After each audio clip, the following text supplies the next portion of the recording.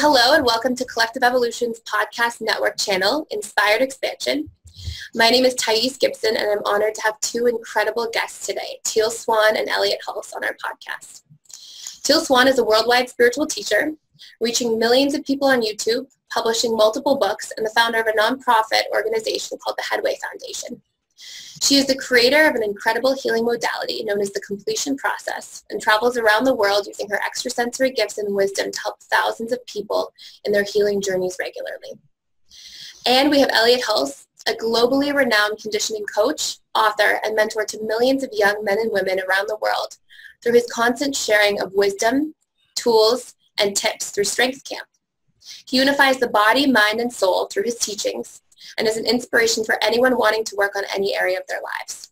With 4 internationally operating companies, his strong presence, character, and courage clearly reflect a dedicated journey of someone who is walking their talk and setting a powerful example for others to do the same. What an inspiration it is to have you both here today. Thank you so much for being here.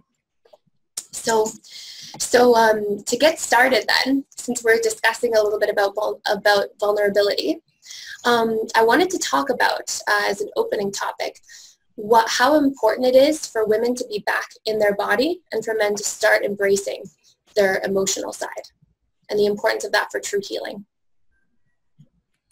Who wants to start? We're just like, what else do you have to say about that? Yeah. I think it's interesting that the concept that men and women kind of have to meet in the middle, because we are definitely discouraged as women. I felt like that anyway. Growing up, we're discouraged from being physical, whereas men are discouraged from being emotional. So it makes sense why there's so much miscommunication, that Mars versus Venus type of a conundrum. It makes sense if we're speaking different languages. If one of us can't access our emotion and the other of us is like living perpetually in emotional states and is not embodied, then there's nowhere to meet in the middle. So it makes sense to me. Absolutely. And why do you think this happens to begin with? Why do I think it happens? Yes. Where do you think this comes from? Conditioning or? Oh, yeah. No, it's socialization 100%. If you want to look at that, you got to look at religions and societies for 1,000+ years. Absolutely. Yeah. And how do you think, as a woman, we'll say, to start off with, you get back in touch with your emotions? Emotions or body? Pardon me? Emotions or body? Emotions first, because you have to imagine this applies to everybody on some level, right? So you want me to talk about how women should get in touch with their emotions? Yes. Okay. For women, I feel like they're already naturally more in touch with emotions. What we're super out of touch with is our needs and wants. Which comes across emotionally as a desire or a drive. But it's almost like, that's why we tend to be so passive aggressive, is because we don't have the assertiveness to recognize when we have a desire and to be able to voice that desire, because we're too afraid of the consequences. Mm-hmm. So it's about recognizing in the moment that we feel discord, what right now in this moment, what is it that I'm not getting that I want? Yes. Can I express that in a straightforward way instead of trying to manipulate to get it? Mm-hmm. And on some level, do you think there's any impact of self-worth? Like if we have low self-worth, do you think it makes it more difficult? Always. But like the collective human condition, whether you're a man or a woman, is just like low self-esteem. Mm-hmm. Beautiful. Literally it is an epidemic. It's a shame epidemic. Beautiful. And shame is really the tool that is used for socialization. It doesn't matter what society you grew up in, and some are worse than others. So if the baseline of our upbringing is a foundation of shame, then that's the platform from which we're approaching every relationship. Mm-hmm. And shame prevents us from being authentic. 100%. Mm-hmm. Yes. Makes a lot of sense. And Elliot, what do you think from a male perspective? How do males get back in touch with their emotions? I'd like to go to the women, if you don't mind. Yes, I'm not please, a woman, please. But I work with enough people to see that it's getting back, it's grounding. It's grounding it in a need, like Teal says.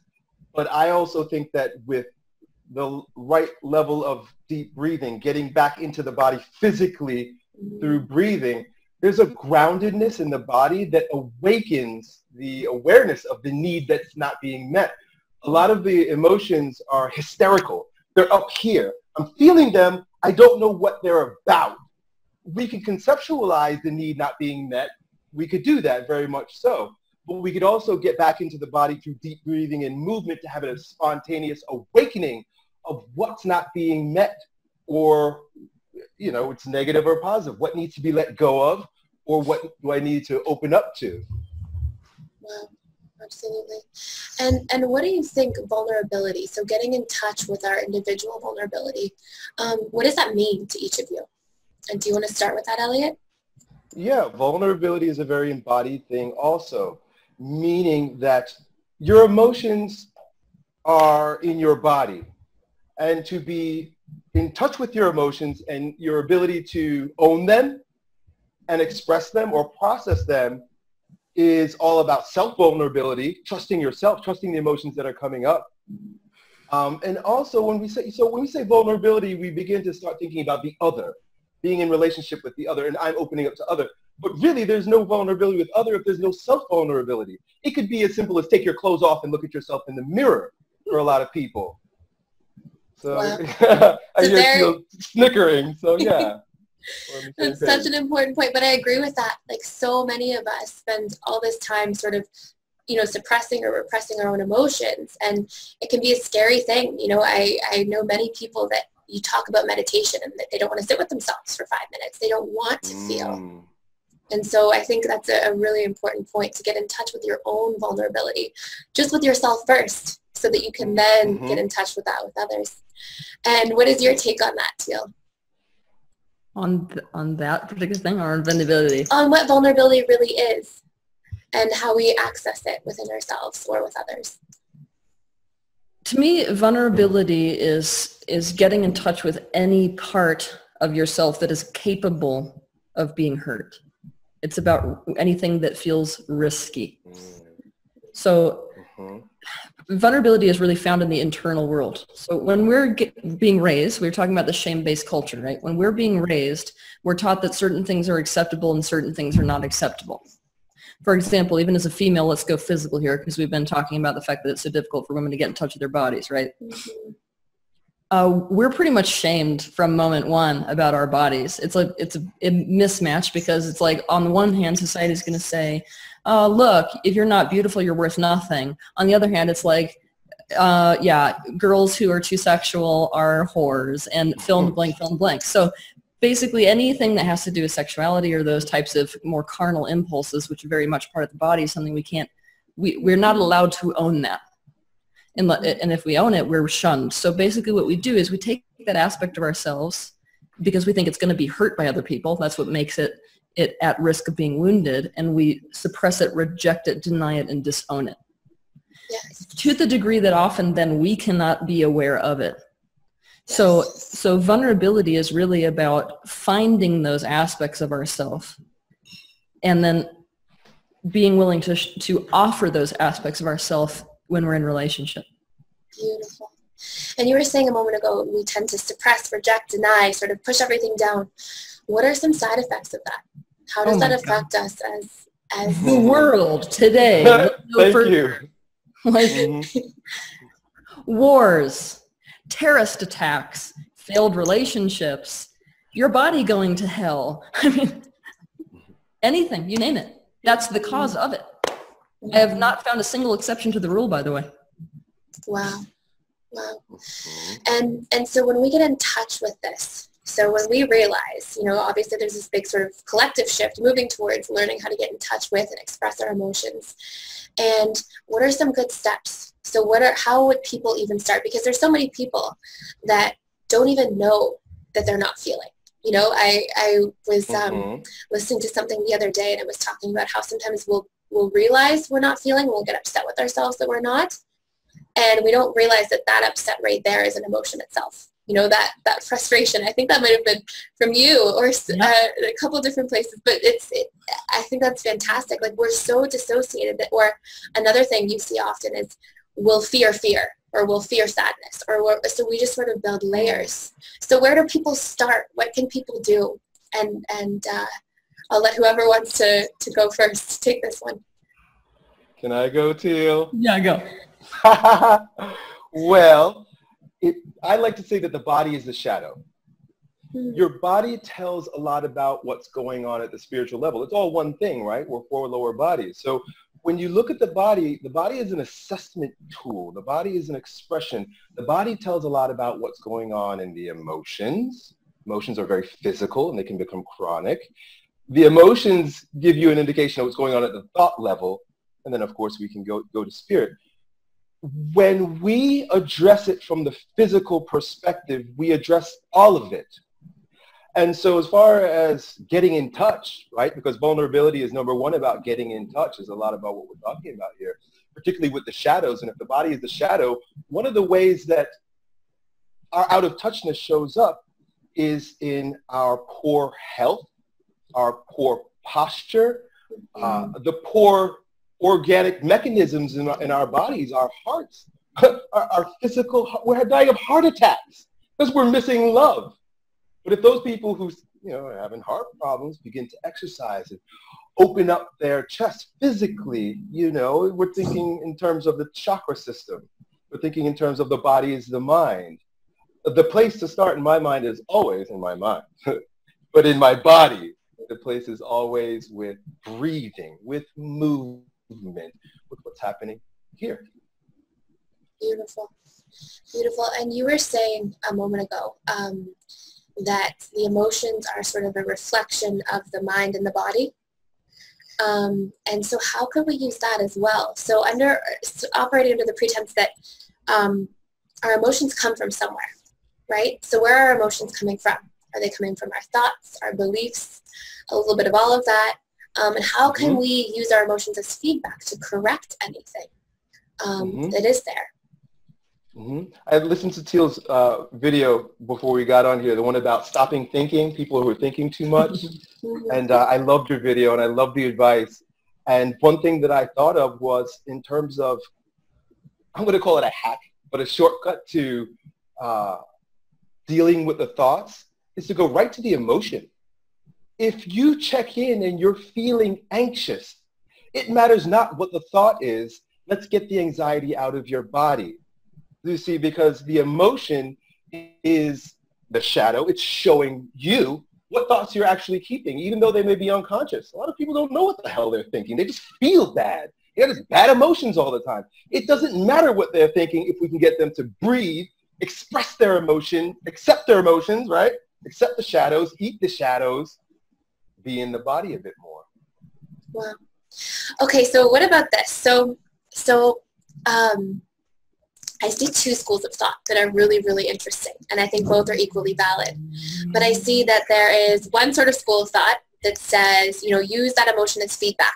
That emotion is telling you maybe your thoughts or your beliefs are out of alignment. Pain is sort of always letting you know, oh, you're out of alignment, things aren't good. And then I see, from Elliot's perspective, too, the importance of expression.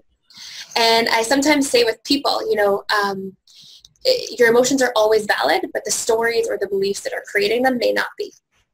So from that pretense, how, do we express first? How long do we express for? When do we know? Like, let's say, for example, somebody's grieving. How long do we know, okay, it's time to start working on the stories or the beliefs versus how long do we spend on processing and expressing the emotions themselves? So what do we do with this? You're getting excited, Teal. No, do you want to start? Yeah, go for it, babe. Tackle it. Okay, so being honest with you, so like this is not like even personal about you. It's that even reflected in that question is the issue with humanity. It's like I actually find it viscerally painful to hear the struggle about. It's like you're not making emotions okay, even by saying that. Even by saying, how long is it okay to have an emotion? So that mentality is what's going to make it so we can never move through it. Wow. And I mean, this is why it's like, oh, at one point, and by the way, the spiritual field is literally just a coping mechanism. That is what it is. So what we've got, instead of, oh, when is it appropriate to go get a Prozac pill for the fact that I can't get over this loved one just dying? Now, just in the spiritual field, it's just got different terms. Now it's, oh, when is it appropriate to start processing? It's like, yeah. I almost just want to grab people and be like, it's okay to have a fucking emotion. Yes, absolutely. In fact, so what do you tell people? So what do you tell people? What do you tell people? Because this is something I hear all the time. My favorite thing to teach people to do is ride the dragon. Stop caring when it's going to end. So riding the dragon is, so I'm going to give you a real practical application. Because when we use words like, oh, feel your feelings, that doesn't mean things to people. What I mean is, somatically, emotions occur in your body as sensations. So like, let's say you're lifting a barbell, right? You can feel the burn in your biceps. That burn is a sensation. Emotions show up in the body as sensations. So let's say that we've got grief. That may be an intense heaviness in the heart area or a crushing.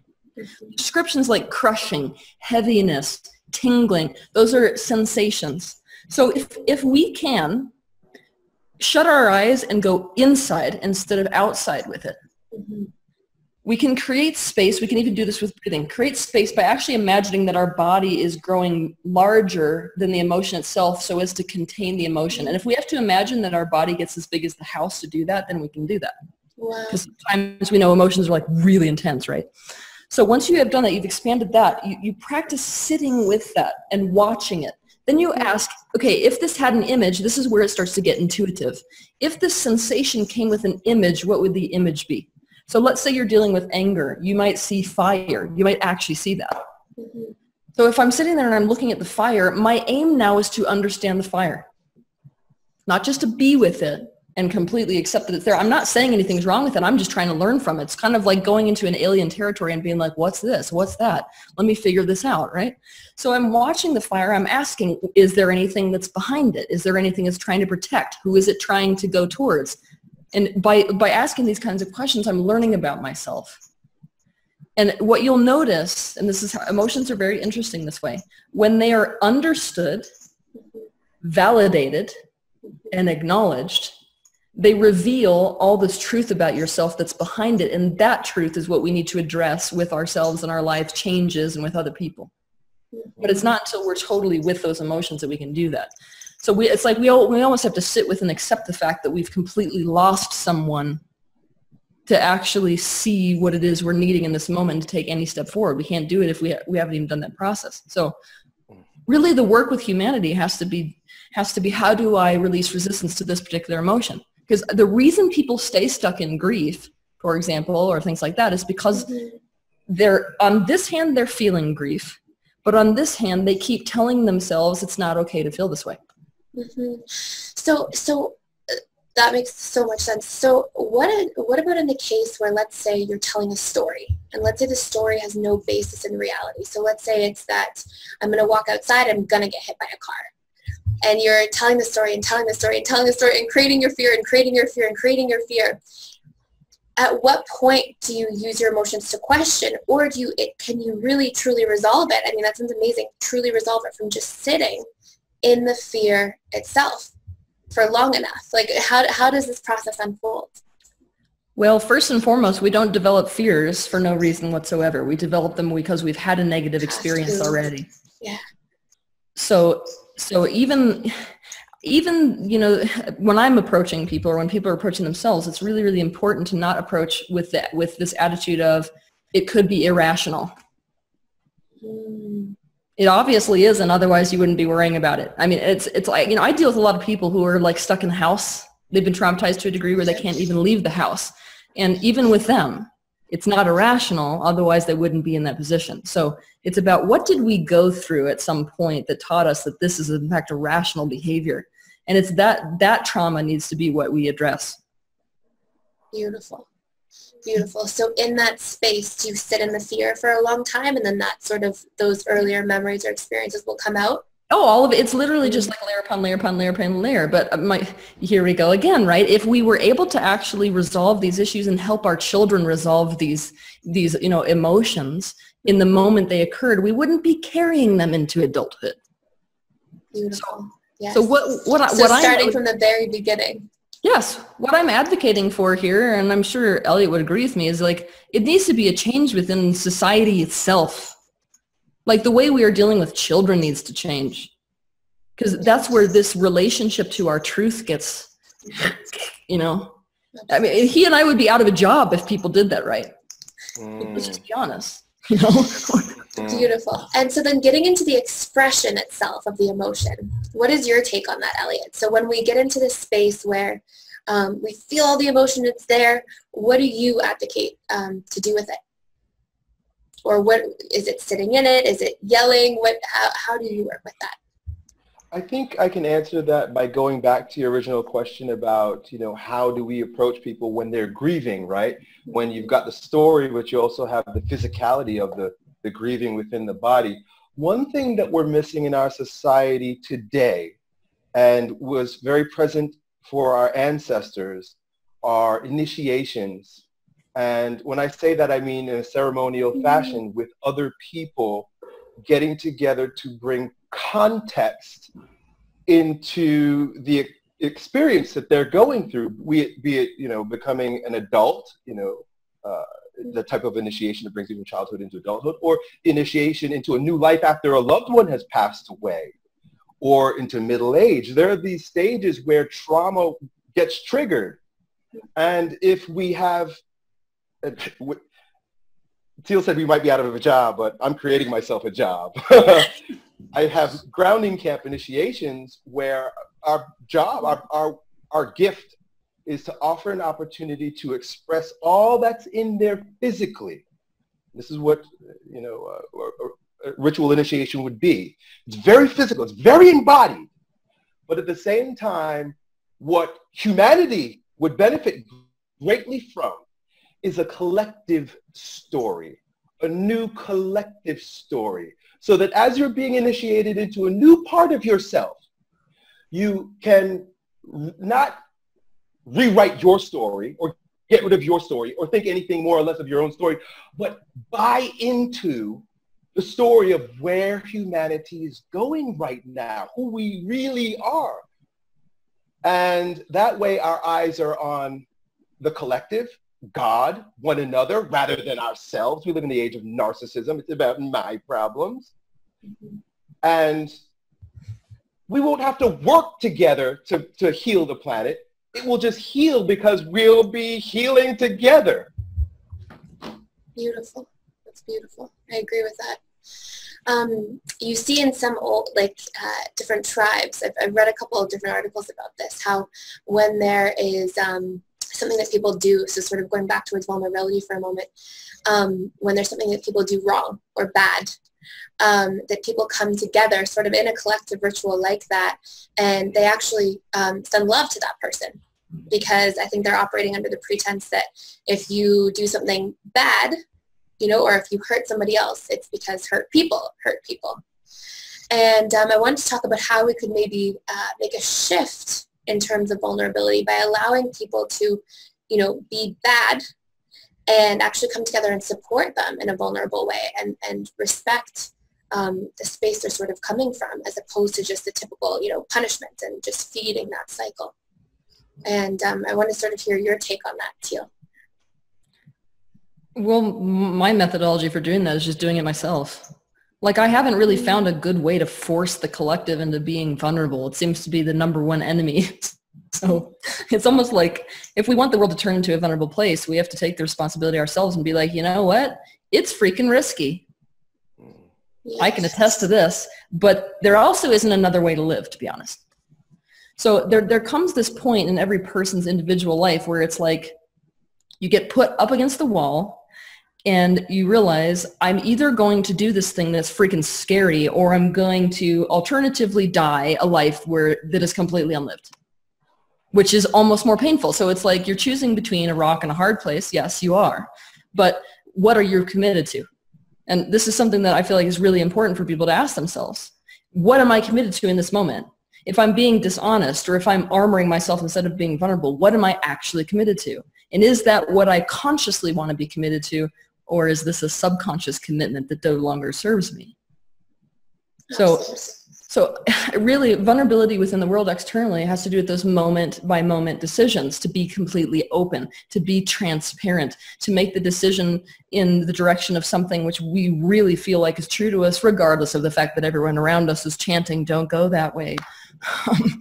It's those moment-by-moment choices for each individual that really makes the world what it is and what it will be.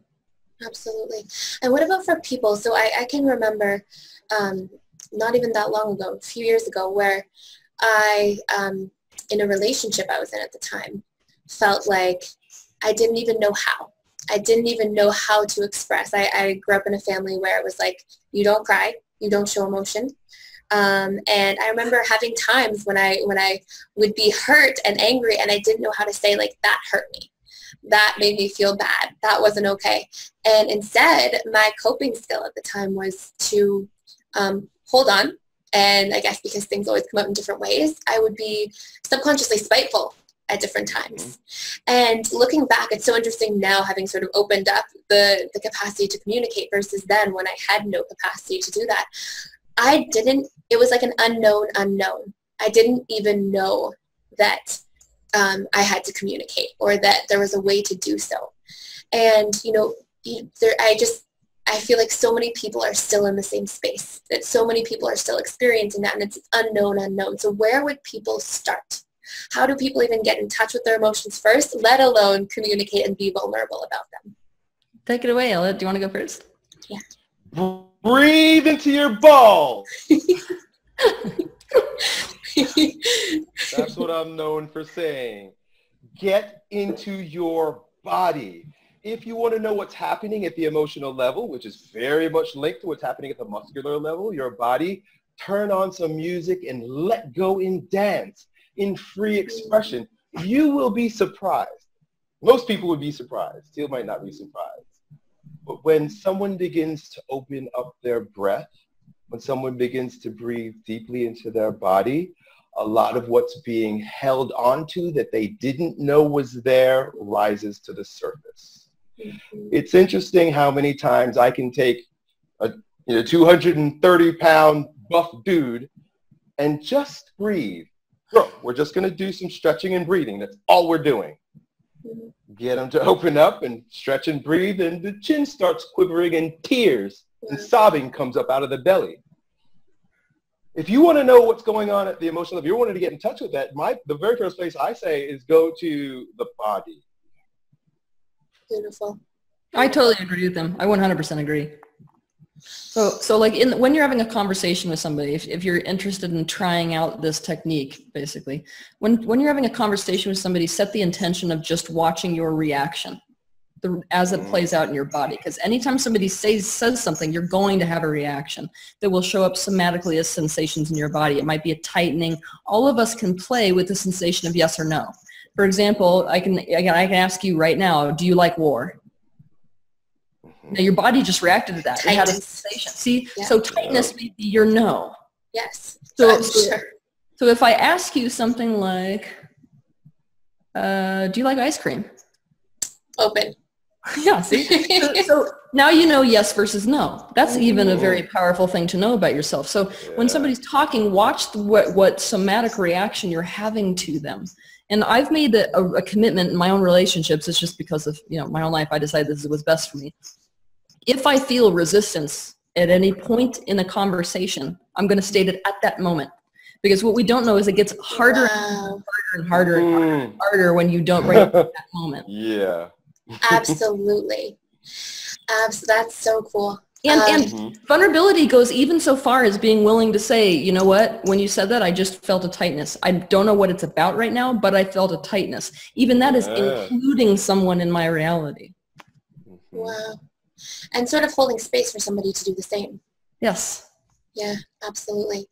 And I think too, like we're sort of walking into circumstances, there's always this, sometimes we have unease, when you're about to give a speech or, and I think it's beautiful. I think beautiful things come out of conversations when you just say, I'm feeling nervous right now. I'm feeling a little bit sad today. I'm feeling, and just sort of expressing, you unconsciously give other people permission to do the same. Yes.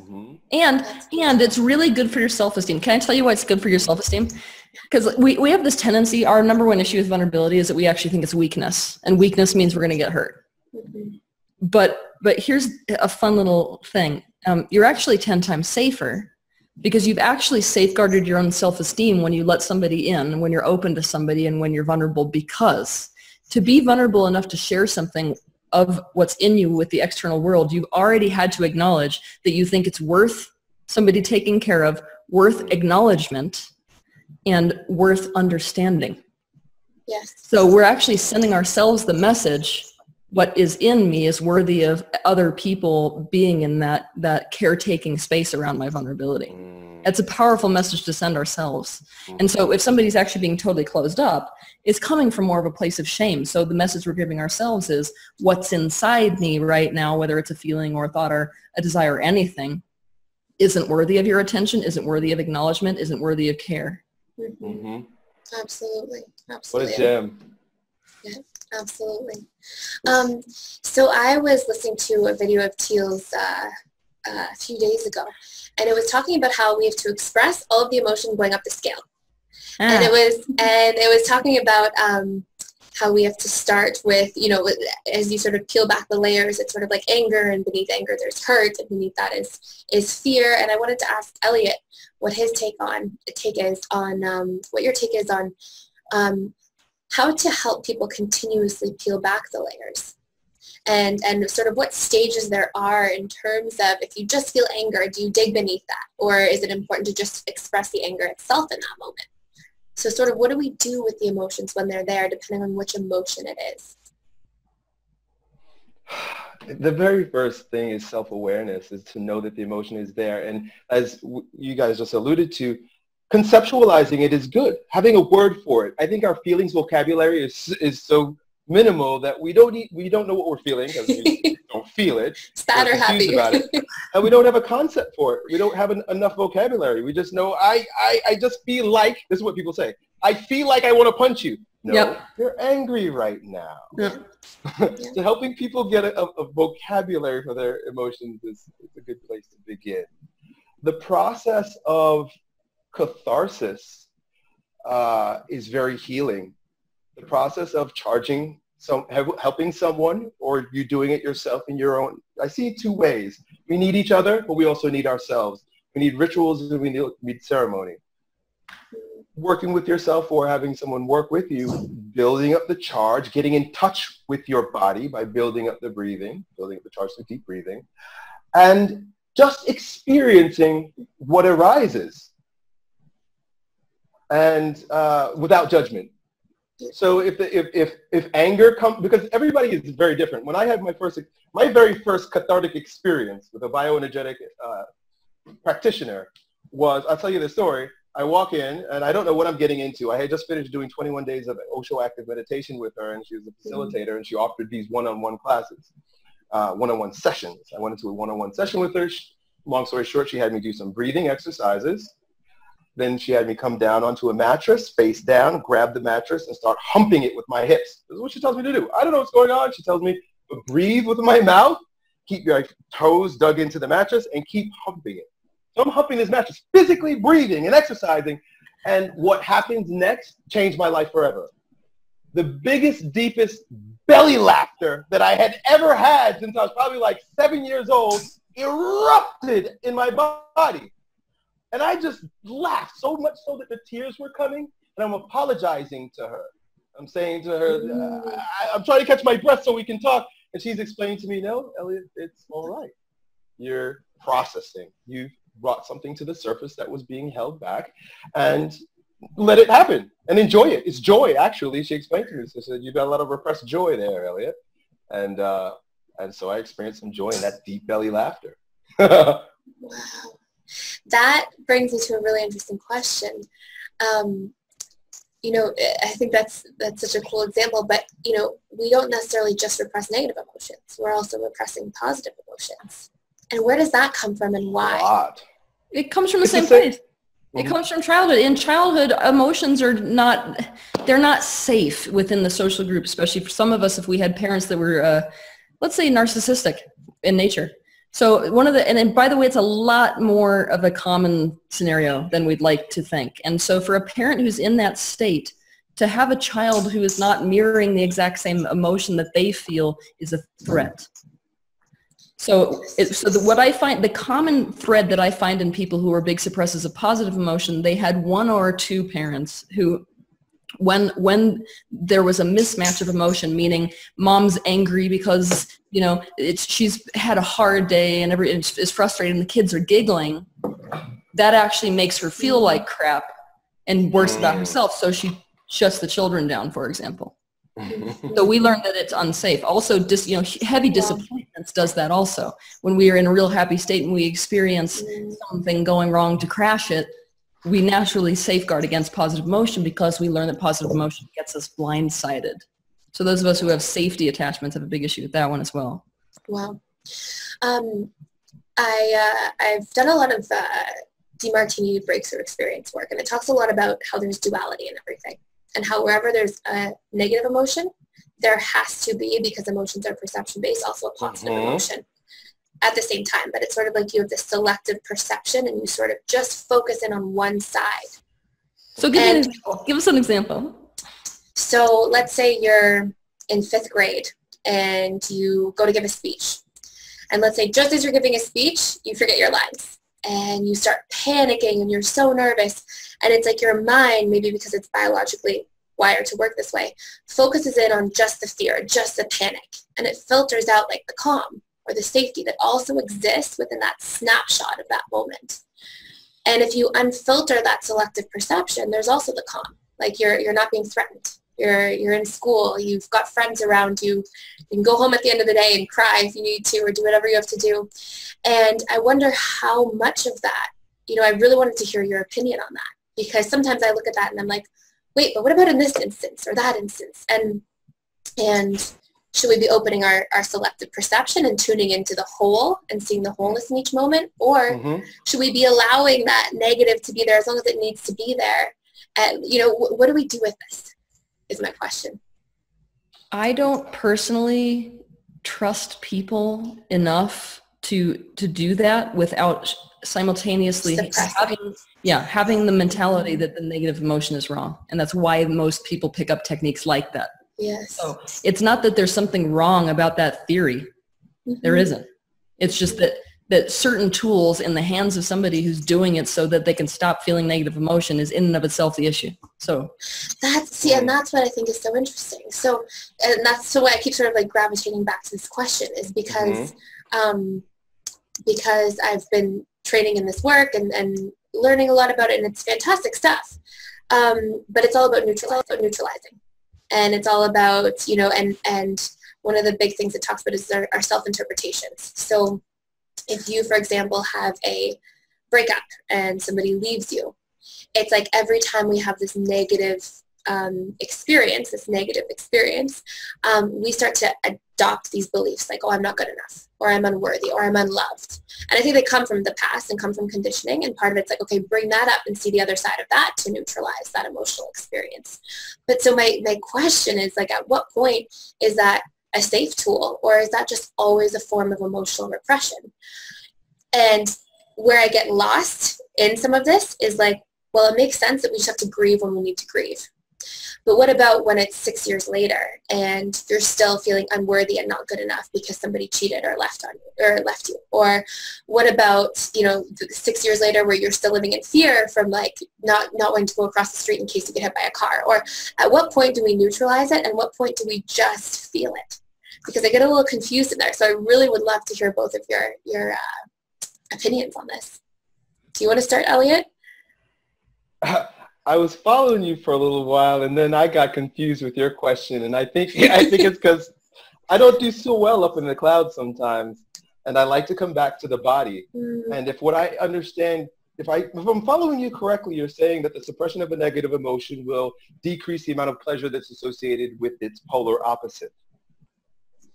The suppression of a negative emotion will decrease the amount of pleasure that's associated with the opposite. It was sort of saying like there's two sides to everything.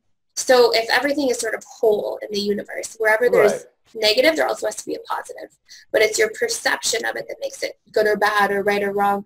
And at what point do we focus in on the other side to create the wholeness? I don't think we have to focus on the other side if we go to the body. This is what so this is why I go back to the body. Just think of the lip area here.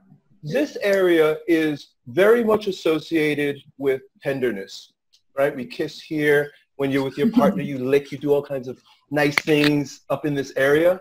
This area is also our most aggressive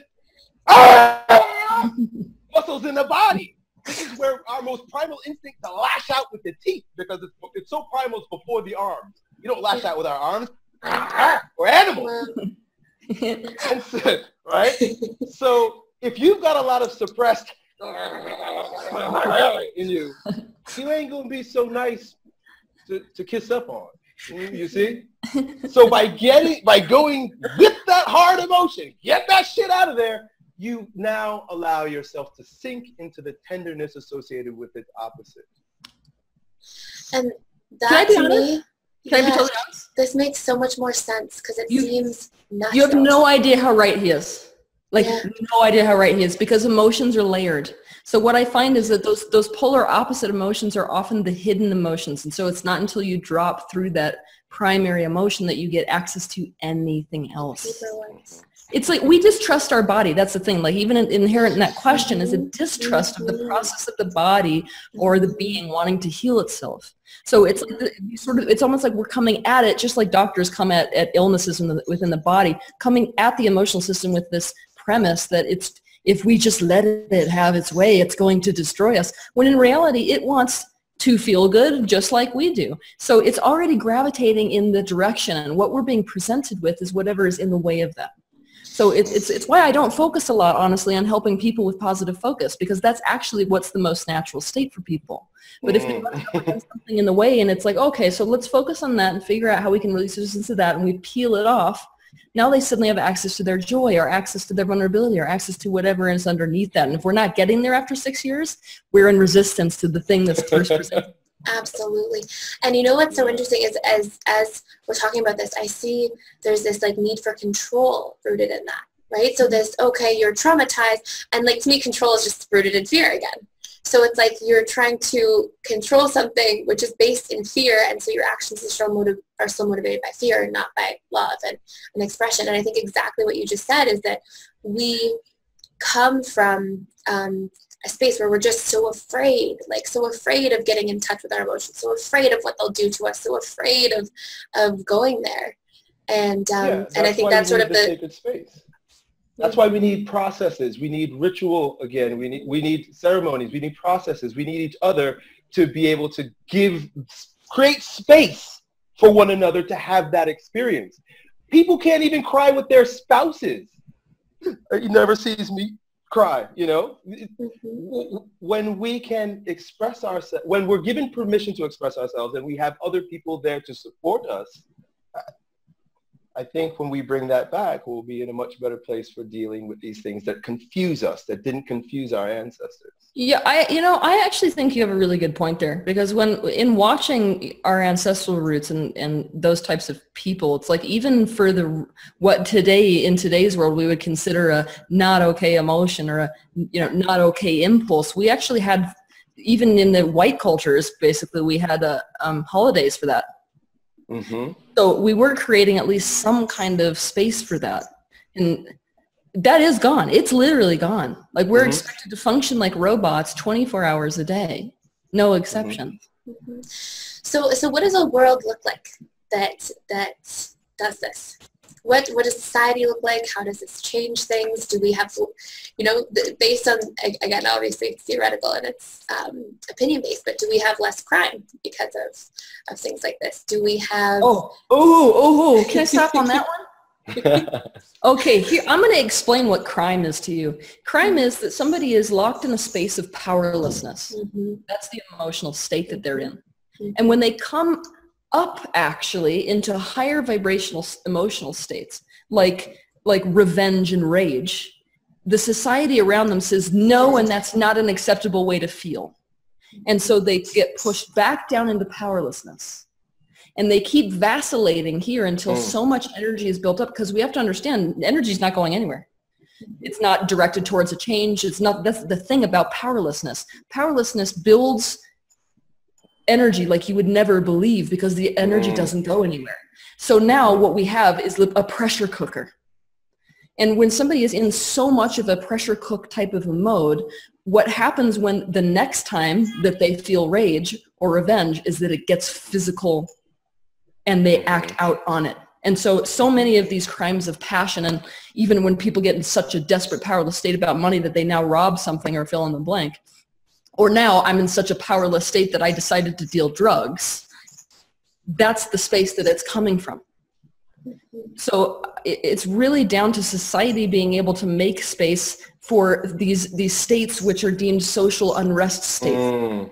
Because that's really why anger and rage and revenge, for example, are pretty much the no-no in all of society, especially in Northern Hemisphere type of areas, because it creates social disorder. So of course we call it no and we say no to it, but if we don't make space for that, people are never going to be able to come out of a state of powerlessness into states like even pessimism, even hope, or even up into empowerment. It will not occur unless we make space for those, where spaces where powerlessness gets converted into empowerment. Looks like this. And so unless we have space for that somehow in society and within even institutions within society and in our own families, like, we are going to get crime. So yes, a world that makes space for that is going to have a lot less crime. So crime is basically, crime is basically a symptom of not having space for that, you could say. Well, all of these things are like our society is a symptom. Yeah. Fair enough.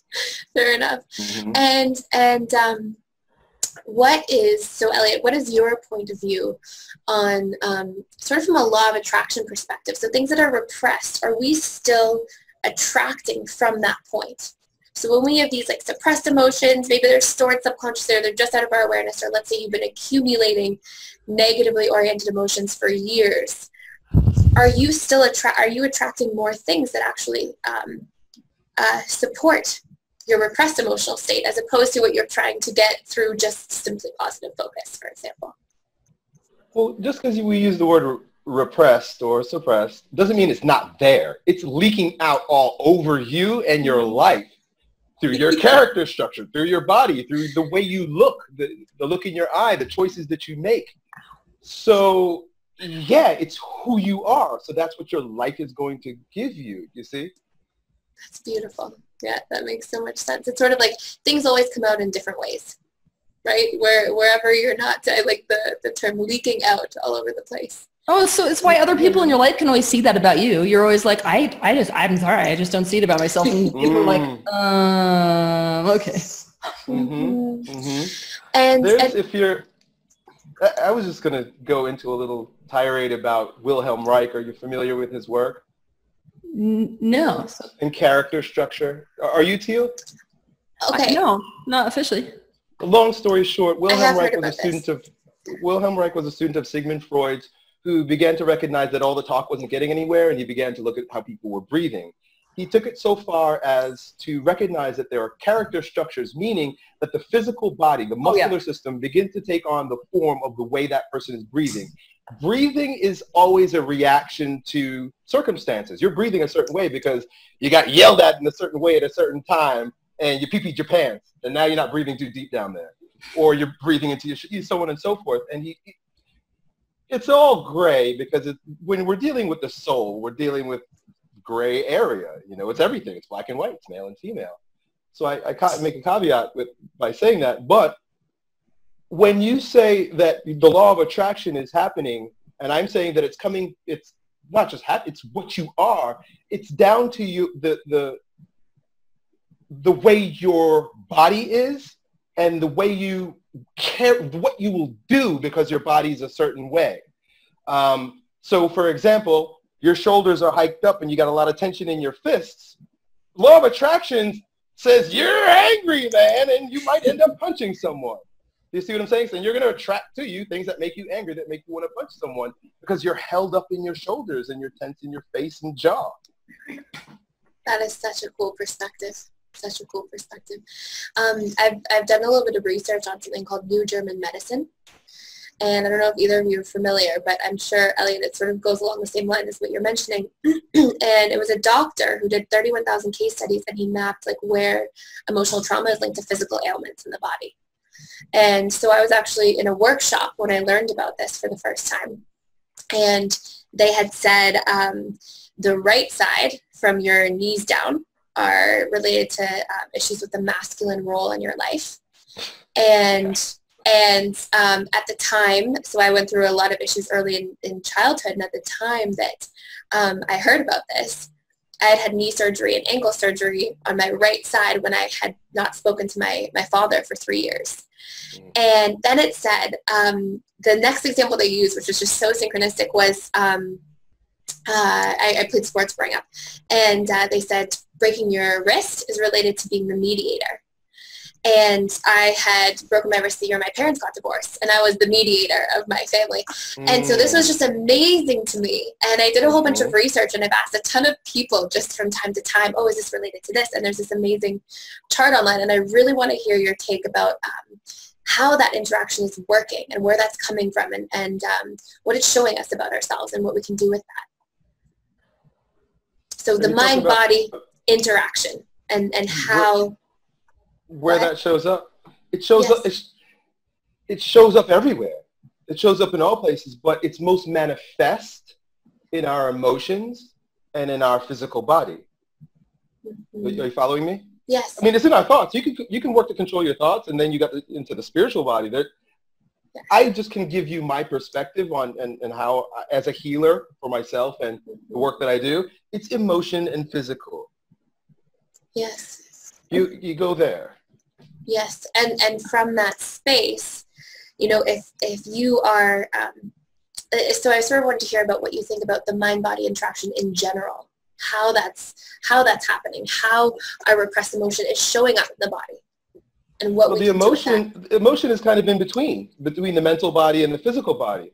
Yes. So I'm not really sure what the question is. I keep losing myself. But that's the bridge. I like to think that when people use the word soul, they're talking about the emotional body between what's happening in the mental spiritual world and what's happening in the physical world. If you want to get in touch with what's happening with all of it, I think the easiest way, well, you can look at the body, character, structure, what's happening in your body, what's happening in your breathing, all of which are very much tied to what's going on with your emotions. When Teal said, just watch the emotions rise and notice how you're breathing when you're speaking to someone, you're doing soul work, you know?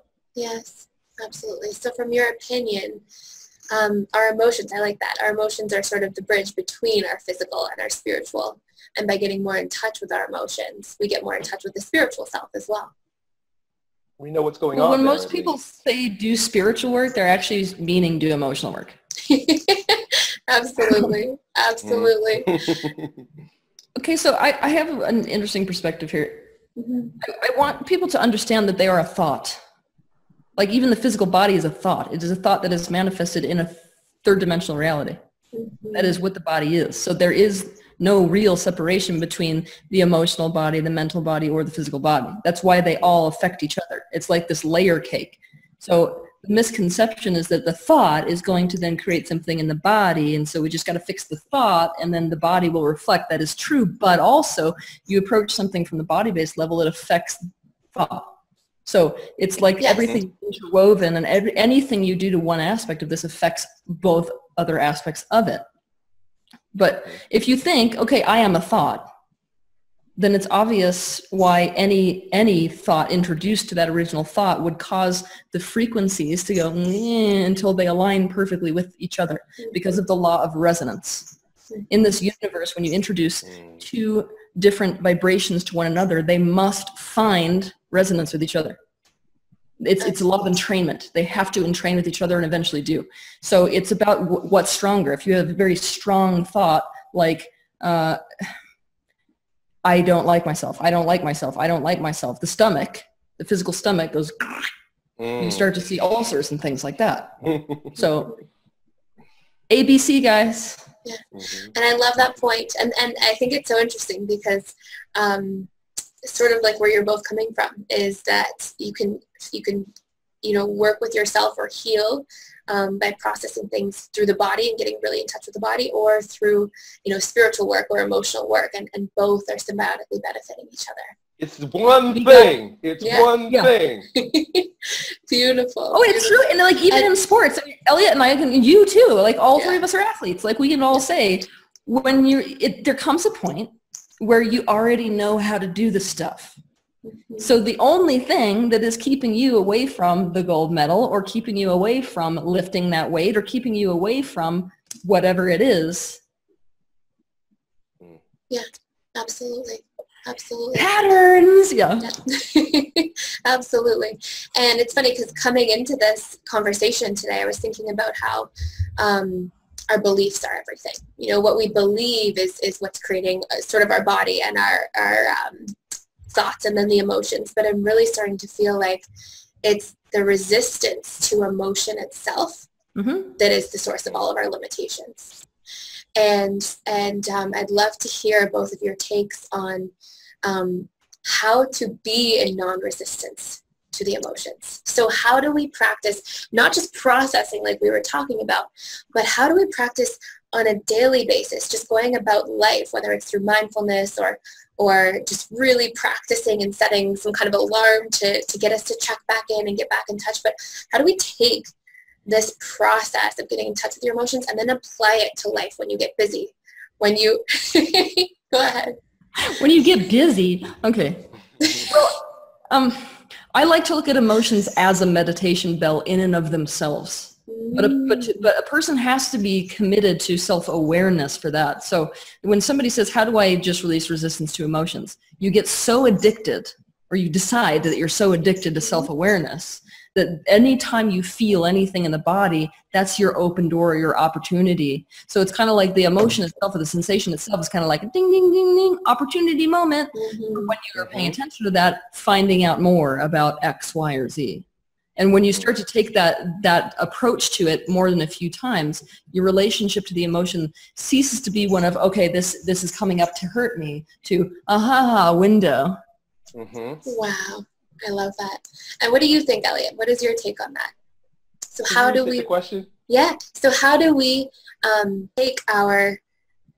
how do we practice processing emotions and being really emotionally aware in a moment-to-moment basis as we go throughout our day or as we go throughout our lives? Like, for example, here, like Elliot, like this. So let's say you're working with somebody, right?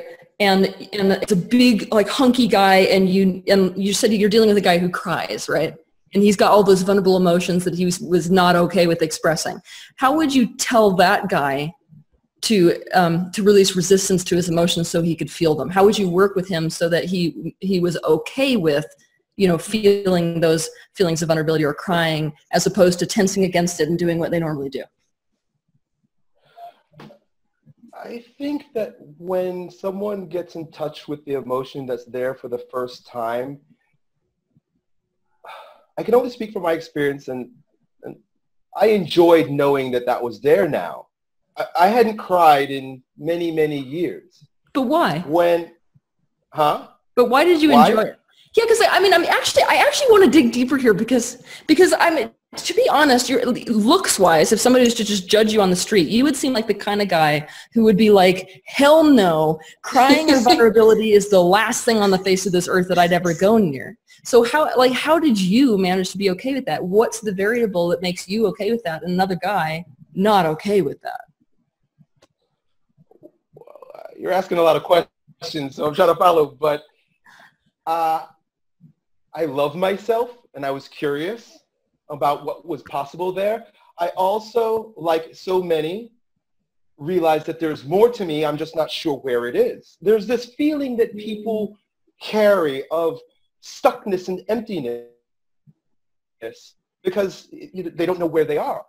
And so when I'm losing myself in thought now here, but when I found that there was more to me physically, like I can do something, spontaneous movement in the body, sobbing, laughter is completely spontaneous. It's not a doing. What we're trying to get in touch with is the spontaneity in our body, our truth, our authenticity. You see? So when I realized that there is something beyond the ego, there's something beyond my thought patterns, there's something beyond my likes, tastes, hopes, fears, and dreams that wants to rise up in my body and be processed, I was intrigued, and it was cleansing. It felt so good to laugh. It felt so good to cry. It feels so good to yell, regardless of context. I'm not talking about yelling at my dog when it shits on the carpet. I'm talking about getting the body in a place where you're allowed to experience your emotion. And then when the shadow has been exposed, for me, I want it again. I want to cry again. So when a movie comes on, and I tell the guys this all the time, dude, when that movie comes on, right? Because I discovered that I cry at Disney movies. There was the Happy Feet was the first one. and I say, when you go to the movies, and I warn them too. I'm like, if something rose up, I warn them. I say, listen, dude, if you go with your girlfriend and you watch a movie and a sad movie and you start crying, like, let it go with it, because it's going to feel so good. Warn her. I had to warn my wife several times when I became a sobber, when I was processing all my sadness. Warn her, because in the middle of restaurants sometimes I literally break down. But I think your question is very subjective, so you're kind of asking me how I deal with that. I'm also a courageous soul, meaning I'm not afraid of any part of myself. It's taken a long time, and there are fears I didn't know I had, but I've always been very curious about myself. So, there you have it. I'm not hiding. You said something very important in the beginning that, from my perspective, looking at you from the outside, tells everything I need to hear about why you're okay with those emotions, whereas another person wouldn't. The statement you led off with is, because I decided I love myself, and so no part of me can be wrong. Yeah. I had to start with that because everything else was just banter. That's really what it is. It's a matter of self-love. Well, did you always feel that way towards yourself? This has become an Elliot Hulse interrogation. It's so interesting. Because this is the thing, like, for me, these types of interviews are like collaborations. They only become practical for people when it becomes like this. So it's like, for me, real life experience. Yeah, like, I want to know what the variable is, because, like, when people it's one thing to say, okay, well, I just decided I love myself. I kind of want to, for people, I want to, and if somebody is like you is in front of someone like me saying, I figured out how to love myself, my next question is, how'd you do that? Cool. You want to go there? I want to go there. Absolutely. We can start. Well, I grew up in a suburb of New York City, and as you can probably tell, I am multi-racial. My parents are from Belize. Okay. So there's a mix of cultures there, Native, African, and the Europeans brought their African slaves. Hence, Elliot Hulse.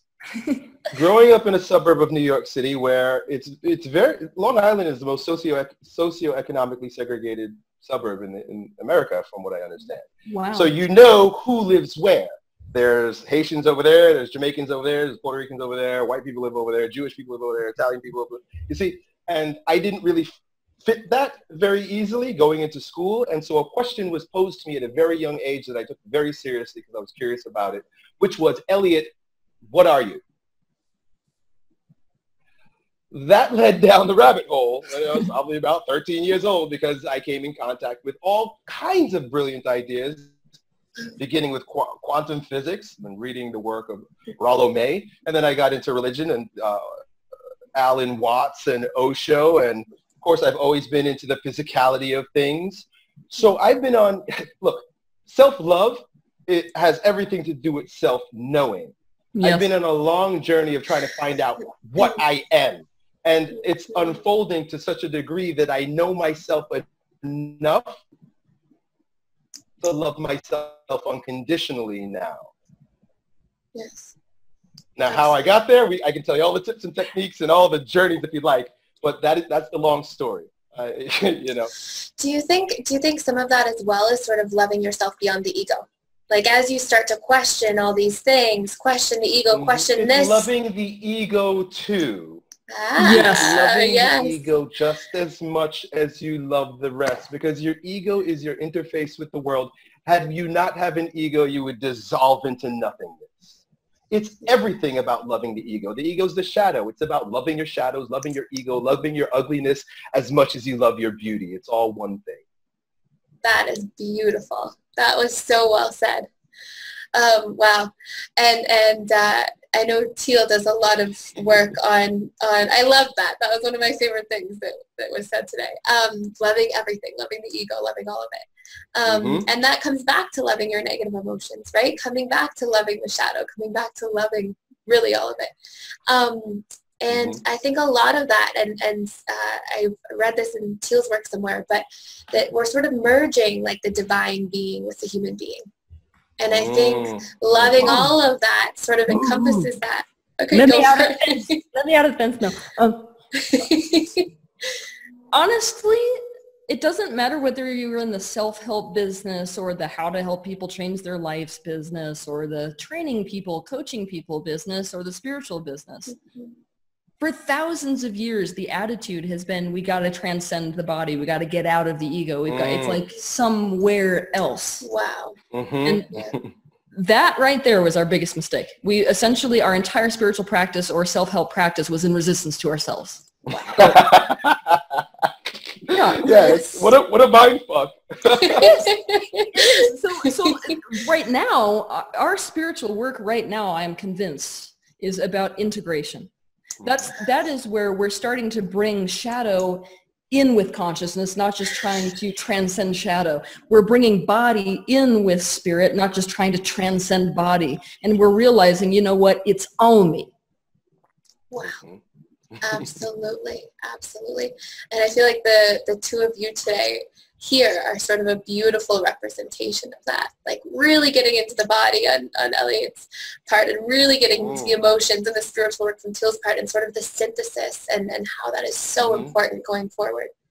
I have another question. I know that it's like weird that I'm asking questions, but I have another question because it's interesting. You know, bringing up this thing about getting into the body, you know, for women especially, all people need to do it, but let's say that you're dealing with a woman in your personal coaching that is feeling super unsafe, because I know that this is a major issue for women, right? Women, we don't feel very safe in our bodies. I'm just going to be honest. Like, we haven't for thousands of years. So the first thing, that even reaction that I had back in my 20s when somebody was like, you got to get into your body, was like, no.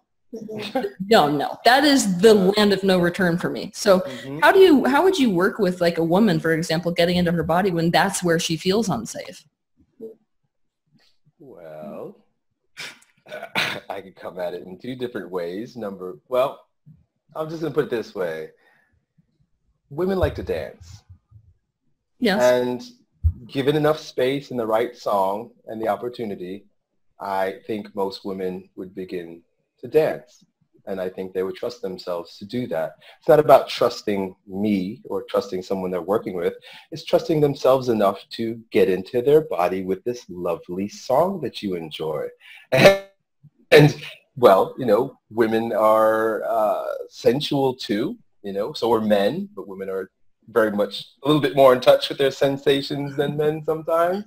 So I'm going to sound corny, but candles might help. And, you know, the right setting, the right womb. Absolutely. And what about, do you recommend that people get together in an environment where they feel safe and supported by other people to get back in touch with their body? Like, should people be doing that in groups? Or do you feel like it's better first to do, it's up to the individual? It's both. That's why I like to use the term ceremony and ritual. Ceremony meaning with someone else or with other people. Ritual is something is about you, and it's about your practice. It's about your discipline. It's about your self-mastery. So I say yes to both, because we are individual and we are collective. It's both. Again, it's going to be hard to answer questions in the new world because almost everything is both. You know, for like a while, when I was 20 or something, I was literally so afraid of being in my body in the world that I actually had to realize that I didn't feel safe enough to actually be in my body enough to feel anything unless I had like a coat or a blanket that I could put over my head. So for a while, I know it sounds awkward, but for a while, like, I'd have to actually go to my car and put it over the top of me in order to be in like enough of an enclosed space that I could actually tune into myself instead of be constantly hypervigilantly panicked about what was around me and who was going to attack.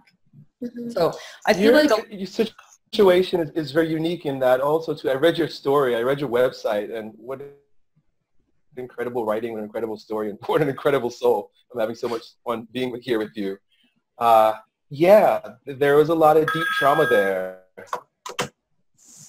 There was a lot of deep trauma there, and God bless you for, you know what to do. You knew how to heal yourself, and putting a coat over your head was a brilliant move for someone in your circumstances. So yeah, just to be able to. Well, I feel like to be honest, I feel like as women, especially if we're, you know, victimized in childhood in any way, we don't get to have physical boundaries, so we don't ever get to make choices about what makes us feel safe physically. Mm-hmm. So even the process of being like adults, I mean, it's been interesting in some of these, you know, sessions, personal sessions that I did with people. I used to like tell women, okay, so I want you to put the chairs how you want them and just sit where you feel safest in the room. And let me tell you, 80% of women, they would take the chairs, put them against each other so there was a wall, and then sit behind that wall. Wow. And I'm like, this is so interesting because it's almost like even just sitting face to face with them in an exposed way is actually, women are feeling unsafe, but they're sort of suppressing that feeling of unsafety. Absolutely. So, and I think it sort of comes back to as well that men have their emotional boundaries taken, women have their physical boundaries taken, often very young. And it's all sort of spinning back to the same thing. So sort of the synthesis from both sides. Now I want to ask what your future plans are. So in terms of, you know, vulnerability, in terms of helping people process, express emotions, what are you doing right now? And we'll start with Elliot. What are you doing right now, and what are the future plans, and what is your vision of what you could see from an ideal space of how you're making this impact? Well, you know, doing what we're doing right now is a big part of it, right? I mean, we're rays of sun waking up the world. We're enlightening the world just as in our being, and I accept that in myself, and I know Teal accepts herself 100% too, because that's what she's doing. And so just by us being and having the internet, right? We don't have to work too hard. We've got it so easy in this day. Just turn on a camera and wow, people begin to wake up.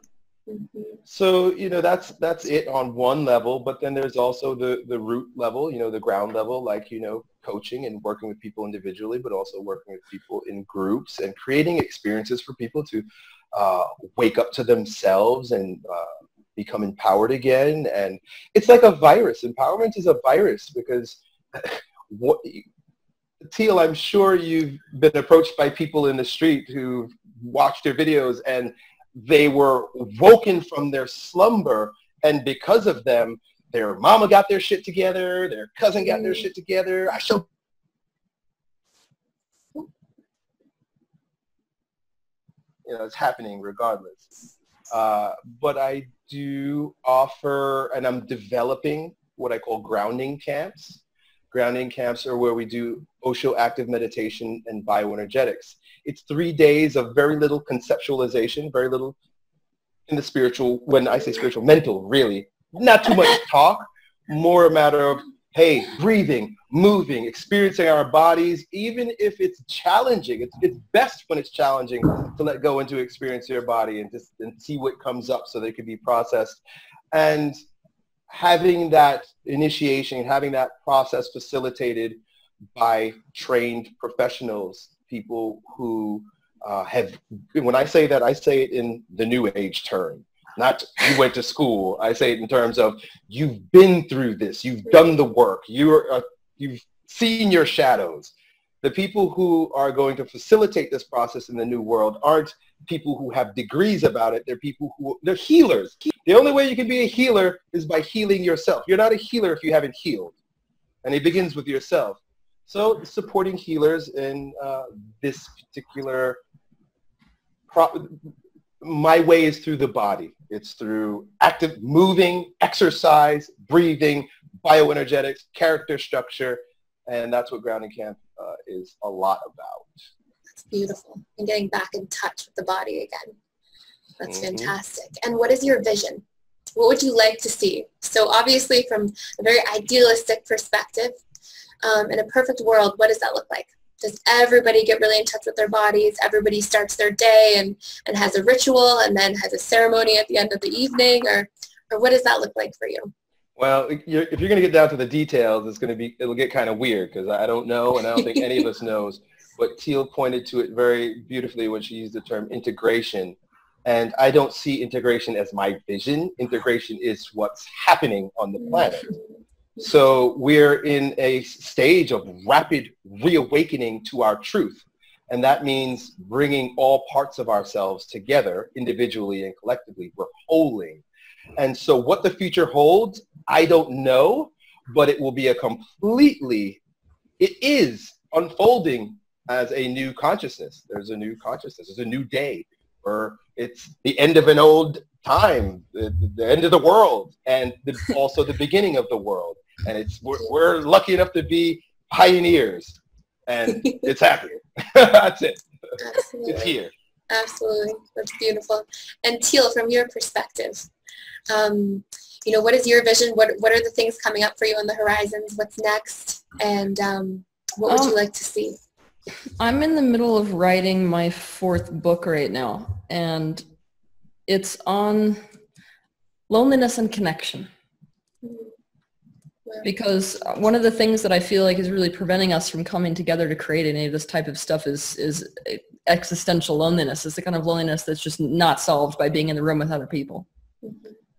So I really wanted to address that and to give some suggestions as to how people can actually create connection, because the reality is our connection with each other has been so incredibly destroyed that now we're terrible at creating it with one another.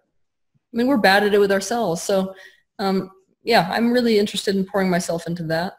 I've got a retreat center. It's Filia in Costa Rica, and now I'm hosting workshops there. I want to do my first residential treatments for addicts there because I'm really interested in figuring out how I used to be an addict. Oh yeah. Yeah. And so bringing people together in that sort of environment. Well, so here's the thing. Mm-hmm. What underlies addiction is actually developmental trauma, and that's what most people haven't figured out yet. Mm-hmm. And for developmental trauma to be healed, you need certain needs to be met that weren't met when they should have been met. Mm-hmm. So I'm going to be designing programs to heal developmental trauma, and they have to be live-in situations. So now I have the perfect platform to create that. It's going to be, difficult as creating anything new is, but I'm pretty motivated. Yeah, but I mean, to be honest right now, because we're in such a heavy-duty phase of transition, my life and the life of many people who are in this type of field is not particularly easy right now. Like everything that's in the way of our own capacity to, let's say, be our full potential is coming up right now. So what I'm noticing is that I'm starting to play things more by ear, and the aspect of me that is the pusher side of me that just wants to get everything done and wants to make the world the way I want to make it is actually the one that's, let's say, in front of my vulnerable self. Mm-hmm. So here I am talking this big game about letting the vulnerable self out when really I'm like operating in the world from this pusher side of me that's like, we're going to get it done and I'm going to do 50 books this year and all that type of stuff. So so the real frustrating part in my life is that right now, to walk the talk, I have to embrace the aspect of me that like just wants to be doing some recipes and is more interested in being than doing, and it's a real challenge. Yeah, absolutely. Well, good for you. And I'm in Europe. I wanted to mention this before we disappeared. I'm in Europe this year for a tour, and I'm doing a new workshop. It's unlike anything I've ever done before. It's called the Fifth Element Workshop. It's going to be in Munich. I think it's October 13th, 14th, and 15th. So, yeah, I'm doing that too. Beautiful. And you have something this weekend, June 11th? Do I? I think it's an online workshop, yes. An online workshop, June 11th? Yep. Thank you for telling me. You're welcome. No problem. That's fantastic. So we're going to wrap up in just a moment. But I wanted to just ask one last question of each of you. And it is, what do you think the most important message is that people have to hear right now, or that you can offer from your experience that you'd like to share? So we'll start with Elliot. I know it's putting you on the spot, and it's a big question, but that's sort of the first thing that comes through your heart. it's going to sound cliche, but it's literally the first thing that came to my heart. And that is the affirmation to be unconditional self-love. Just remind yourself, I am unconditional self-love, because the shadows are always there. If you're an evolving person, shit's going to come up that is there to be processed. Mm-hmm. And so shed a little love in its direction, share a little love with yourself, and understand that everything's unfolding perfectly for you. Beautiful. And I think so many, I've had sort of this conversation with Teal once, but so many people, especially in the role of the two of you, where you're leaders and pioneers and spiritual and physical teachers, it's like, oh, you're supposed to be perfect. You know, you're supposed to be 100%. You're not allowed to. And I think it's beautiful to take ownership that, you know, we're always going to be growing. We're always going to be having these experiences. We're always going to have more things to work through. And so unconditionally self-loving, no matter where you're at on your journey, that's a beautiful message to share. Thank you so much. And what about for you, Teal? Well, first and foremost, if we're in this attitude of perfectionism, that is the real weakness, because in that state, what we're saying is that we absolutely are at the mercy of somebody else's approval. Mm-hmm. So ironically, the message that I wanted to share is like identical to what he said. I mean, he started talking. I'm like, of course he'd say that. Like, of course. Okay, so what does unconditional self-love mean? I'm going to just, all I got to do, because that's really the answer, but I'm going to make it practical. Ready? Mm-hmm. Love is about including something as yourself. That's it. That's all love is. If I say I love that thing, it means that I include it as me.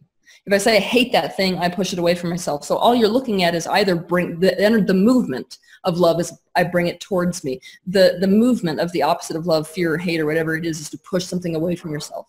So unconditional self-love, which is really the process of integration, is the process of pulling these aspects into myself.